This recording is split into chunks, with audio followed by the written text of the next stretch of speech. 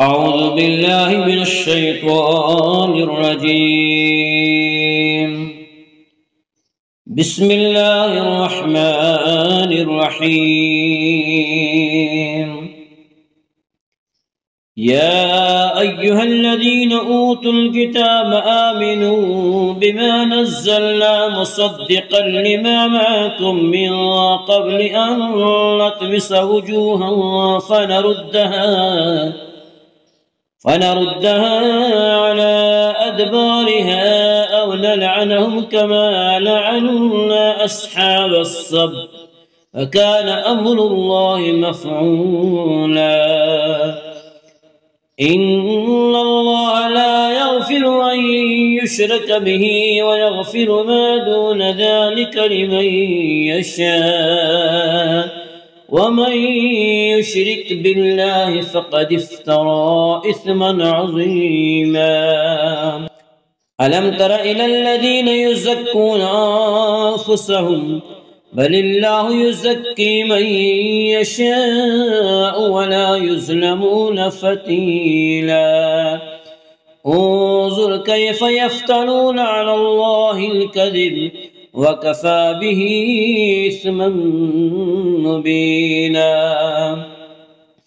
ألم تر إلى الذين أوتوا نصيبا من الكتاب يؤمنون بالجبت والطاغوت ويقولون للذين كفروا هؤلاء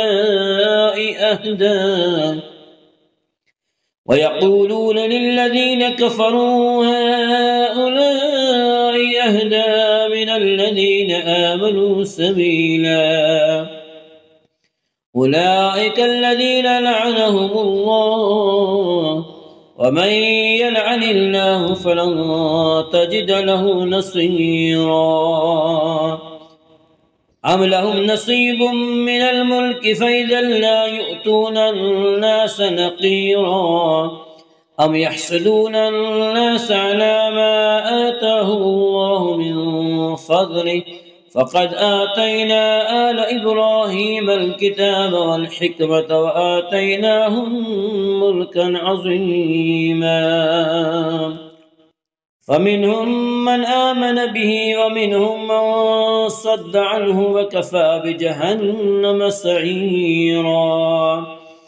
إن الذين كفروا بآياتنا سوف نصليهم نارا كلما نضجت جلودهم بدلناهم جلودا غيرها ليذوقوا العذاب إن الله كان عزيزا حكيما.